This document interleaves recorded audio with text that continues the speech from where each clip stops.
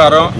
ముందుగా మీడియా మిత్రులకి, ప్రింట్ మీడియాకి, ఎలక్ట్రానిక్ మీడియాకి అందరికీ నా నమస్కారాలు.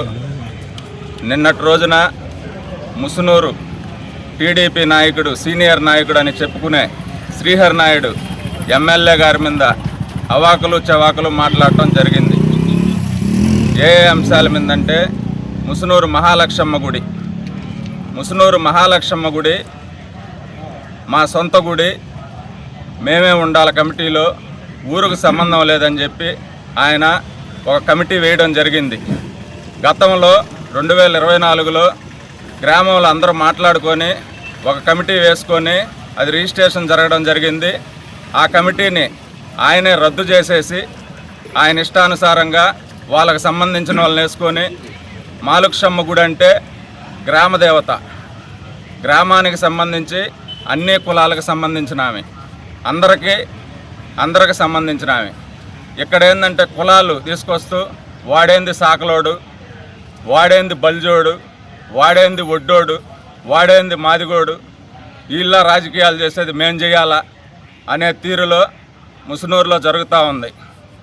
ఎమ్మెల్యే గారు కులాలకు అతీతంగా మమ్మల్ని అందరినీ హక్కును చేర్చుకొని మాకు ఒక హోదాను పెంచి మమ్మల్ని గౌరవిస్తూ ఇక్కడ జరుగుతున్న క్రమంలో ఈ కులాలు తీసుకొచ్చి గందరగోళం చేస్తూ ఎమ్మెల్యే మీద అన్నీ రుద్దటం జరుగుతూ ఉంది.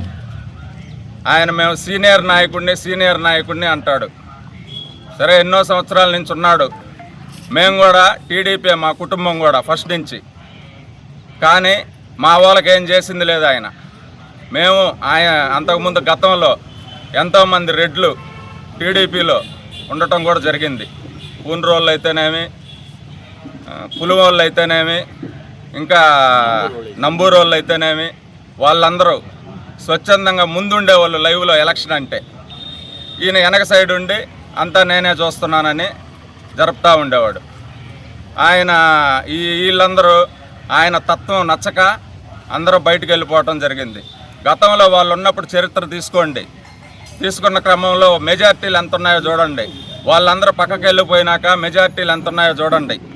ఇప్పుడు మేము 2024లో మేము వచ్చిన దాకా, మేము కృష్ణారెడ్డి గారి తరఫున ఎలక్షన్ చేసిన తర్వాత మెజార్టీ ఎంత ఉందో చూడండి. ప్రజలు అందరూ గమనిస్తున్నారు. కానీ మనమేదో మన గురించి చెప్పుకోవటం కాదు కదా, అదొకటి. ఇప్పుడు వైసీపీ వాళ్ళని అని చెప్తున్నాడు, లేస్తే వైసీపీ వాళ్ళకు పనులు చేస్తున్నాడు అని. కృష్ణారెడ్డి కావలకు దొరికిన ఆనిముత్యం.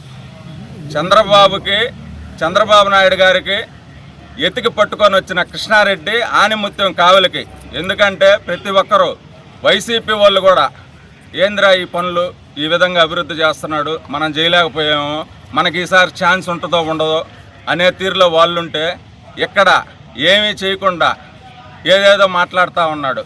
వైసీపీ వాళ్ళకి చేస్తానంటున్నాడు.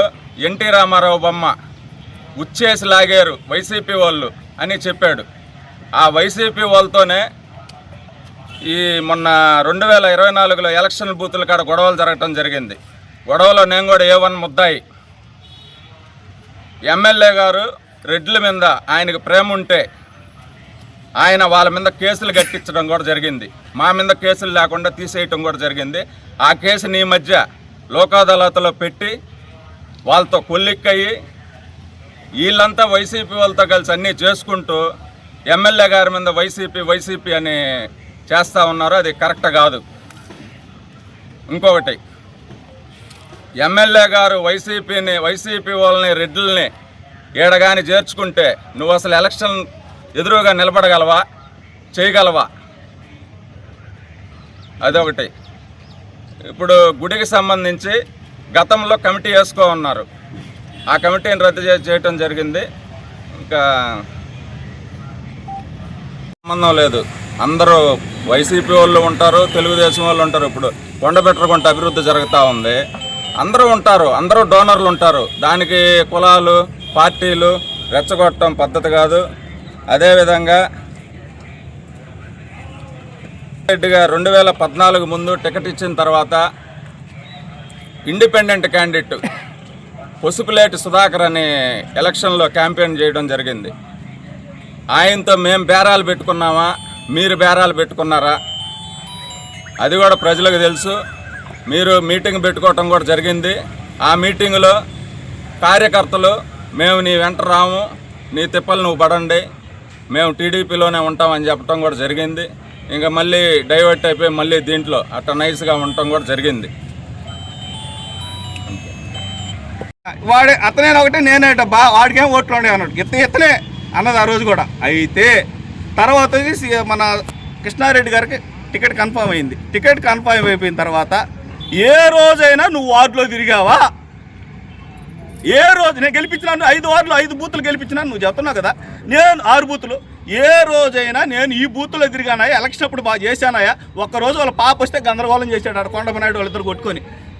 తర్వాత నువ్వేమైనా వార్డులో తిరిగావు, బూతుల్లో తిరిగావా? నువ్వు మెజార్టీ నువ్వు పక్కన ఉంటే మా ఎమ్మెల్యే గారి మెజార్టీ మేము కూడా మైనస్ ఆ రోజు. లేకపోతే నువ్వు రానని ఒక నమ్మకంతో ప్రతి ఒక్కరు నోటల్ ఓటింగ్ అంతా మన కృష్ణారెడ్డి గారి నమ్మకం మీద మనకు వేశారు. అయితే ఆ విధంగా జరిగింది. గతంలో నాకు తెలిసేది నేను 2005 నుంచి ఎలక్షన్ చేస్తున్నానండి. అయితే 2005లో ఎంపీటీసీ ఎలక్షన్ జరిగింది. ఎంపీటీసీ ఎలక్షన్ జరిగినప్పుడు గోవిందరెడ్డి గారితో కమిట్ అయ్యాడు. లేదు, కేతిరెడ్డి జగదీష్ రెడ్డి గారితో కమిట్ అయ్యాడు. అయ్యా నేను ఎలక్షన్ చేస్తాను, నాకు బుడంగుంట్లో మీ ఓట్లు మాకు అయిపోయింది అని. అది అయిపోయిన తర్వాత అయిపోయిందంటే ఏడు పార్టీ ఎవరేడా? ఏడ మన తెలుగుదేశం క్యాండిడేట్ లేడా? అయిపోయింది. అయిపోయిన తర్వాత అతన్ని ఆ రోజు అక్కడ వచ్చేసి ఇక్కడ పోటీ చేయకుండా ఏడొచ్చి కాంగ్రెస్ ఓట్లు వేసేటట్టు ఏడ కాంగ్రెస్ వాళ్ళు వచ్చి బుడంగుంట్లో ఓట్లు వేసేటట్టు ఆ రోజు శ్రీహరి నాయుడు గారు వాళ్ళ మిస్సెస్ గారు గెలిచింది. తర్వాత మళ్ళీ జెడ్పీటీసీ గెలిచింది, జెడ్పీటీసీ వచ్చింది. మళ్ళీ ఆ రోజు వచ్చి తెలుగుదేశం క్యాండిడేట్ వెళ్ళా ఎవరిని పెట్టాడు? ఎవరో వరకే రెబల్ కాంగ్రెస్కే ఓట్లు వేయాలి మనం. తెలుగుదేశం ఏ రోజైనా నేను తెలుగుదేశం క్యాండిడేట్ సర్పంచ్ని పెట్టి అంటే వెంకటస్వామి గారు పక్కన పెట్టండి, తర్వాత జర్నీలో నేను చెప్తున్నాను ఇంత పెద్ద మగోడిని, నేను అది చేస్తున్నాను ఇది చేస్తాను, నువ్వేమన్నా లోకల్ ఏమైనా పెట్టి గెలిచావు ఏ రోజన్నా? నువ్వు ఇంకొక రోజు ఎమ్మెల్యే గారి మీద ఏదేదో పెట్టుకొని మనుషులు ఏదేదో మాట్లాడితే కరెక్ట్ కాదు అది. గతంలో మన పూజారిని కానీ పిలిపించే ఏదేదో మాట్లాడి భయభ్రాంతులు గురి చేస్తాడు. ఎవరు వాళ్ళ కుమారుడు కాదా? మీ గతంలో వీడియోలు కూడా అన్ని పంపించున్నాయి వాళ్ళు. మీరు అన్నీ గమనించి ఎమ్మెల్యే కృష్ణారెడ్డి గారు అభివృద్ధికి ప్రాధాన్యత ఇస్తున్నాడు కానీ కులాలకి ఇంకో దానికి ప్రయారిటీ ఇలా. ఎమ్మెల్యే గారి దగ్గరికి ఏంది రెడ్లందరినీ వచ్చేసి వాళ్ళు పిలిపించుకొని ఎమ్మెల్యే గారు ఆపిచ్చారనేది అవాస్తవం. కారణం ఏంటంటే ఈయన కమిటీని వేశారు. కమిటీని నీ పాటికి నువ్వు రద్దు చేసుకొని నీ పాటికి నువ్వు ఎక్కడో రిజిస్టర్ చేసుకున్నావు. ఏ కమ్యూనిటీలు ప్రయారిటీ ఇచ్చావు? నువ్వు నీ కమ్యూనిటీ నువ్వు ప్రయారిటీ ఇచ్చావు, నీ బాంచేద్దారనే వాళ్ళు ప్రయారిటీ ఇచ్చావు.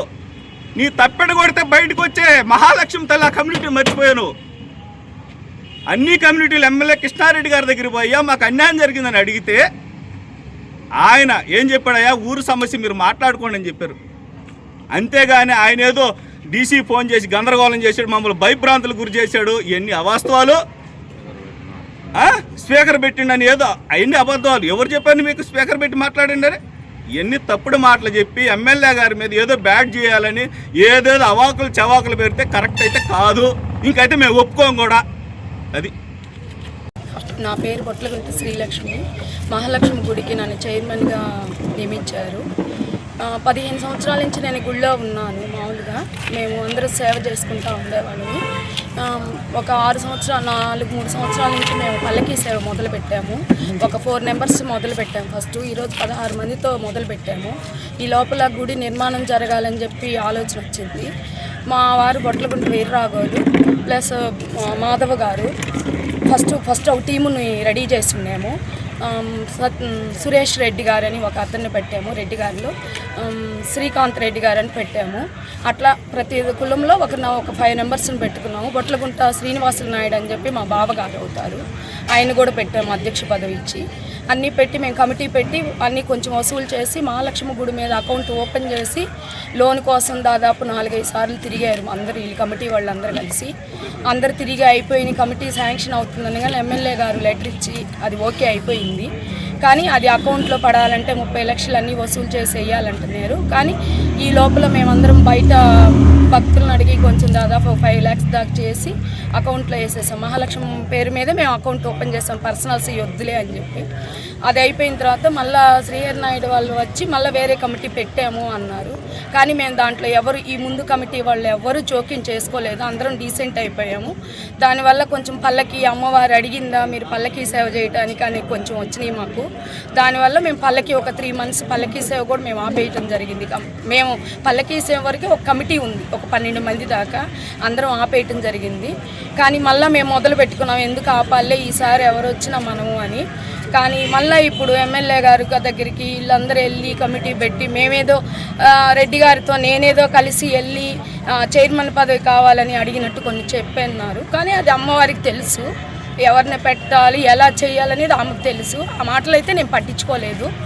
కానీ వాళ్ళకి నాకైతే ఈ రోజు దాకా నేను వెళ్ళింది లేదు, ఎమ్మెల్యే గారిని కలిసింది లేదు, నాకు ఈ పదవి కావాలనింది లేదు. కానీ నాకు అది ఇచ్చినా ఇకపోయినా నేను అమ్మవారికి మాత్రం సేవ మాత్రం చేస్తూనే ఉంటాను. మా ఇంటి నుంచి మేము అమ్మవారికి పుట్టింటి సారి పెడతాము, పల్లకి సేవే కాదు ఏదైనా మా ఇంటి నుంచి మేము పెడుతుంటాం. మేము ఆ అనుభవంతో కానీ మాకు చైర్మన్ పదవి కావాలి అనేది మాత్రం అది మాత్రం అట్లా అనకూడదు. అట్లా అని కొంతమంది అనున్నారు, అన్నోళ్ళు కూడా మాకు తెలుసు అలా అన్నారని. నేను అందరినీ రెడ్డి గారిని వెంట పెట్టుకొని వెళ్ళి నాకు చైర్మన్ పదవి కావాలి అని అడిగానని కొంచెం ఆరోపణ చేస్తున్నారు. కానీ అది చాలా రాంగు, అది అమ్మవారే చూసుకుంటుంది, మనమైతే దానికి వ్యతిరేకించే అవసరం లేదు. కానీ నాకు తెలిసింది అన్నవాళ్ళు ఎవరని నేనైతే ఈ రోజు దాకా ఎవరికి చెప్పలేదు. కానీ ఇప్పుడు ఉన్న టీము అందరినీ మళ్ళీ వేసి ఇట్లా రిజిస్ట్రేషన్ అయ్యి ఇట్లా అయినందువల్ల దీన్ని రాజకీయంతో అయితే ముడిపెట్టాల్సిన అవసరం లేదు. ఎందుకంటే అన్ని కులాలు కలిసి చేయాలనేది కూడా మా కోరికే, మా టీం మెంబర్స్ అందరి కోరిక అదేను. అంతేగాని రాజకీయంకి పోయి ఎమ్మెల్యే గారు చేశారు దీనివల్ల మేము ఇట్లా మారేమనేది మాత్రం అది చాలా రాంగు. ఎందుకంటే గుడి వేరు, రాజకీయం వేరు. కానీ అందరం కంపాలెంలో ఉంది కాబట్టి అమ్మవారు దానికి ఎమ్మెల్యే గారు ఒకటి చెప్పారంట, కంపాలెంలో అమ్మవారు ఉంది కాబట్టి ఫస్ట్ చైర్మన్ పోస్ట్ కమ్మ వాళ్ళకే ఇవ్వాలి అని చెప్పి పోయిన వాళ్ళందరికీ సార్ దగ్గరికి వెళ్ళిన వాళ్ళందరికీ అది చెప్పారు. దానివల్ల నాకు ఇచ్చారు. అంతేగాని మేము వెళ్ళి అడిగింది లేదు, ఆయన మమ్మల్ని పెట్టాలి రాజకీయంగా మనేదో మన మాట వింటారు అనేది అసలు అది అపోహ. అది తాత్కాలికంగా జరిగింది కూడా రాజకీయానికి తేగకూడదు అనమాట. ముందు కమిటీని వాళ్ళు తీసేశారు, అప్పుడు గమ్ముకున్నాం మేము. ఎవ్వరు మా టీంలో మాధవ్ గారు కూడా ఉన్నారు ఫస్ట్ నుంచి మా టీంలో, కానీ అప్పుడు కూడా మేము ఎవ్వరిని ఒక్క మాట కూడా ఎందుకు తీసేశారు అనేది కూడా ఎవ్వరు, రెడ్డి గారు 2 ఉన్నారు, సురేష్ రెడ్డి, శ్రీకాంత్ రెడ్డి అని, వాళ్ళు కూడా ఎవరు మాట్లాడాలి, మా పనులు మేము చేసుకుంటూ పోతున్నాం. కానీ దీనికి రాజకీయాలకి గుళ్ళకి అలా పెట్టడం మాత్రం మాకు కొంచెం బాధగా ఉంది.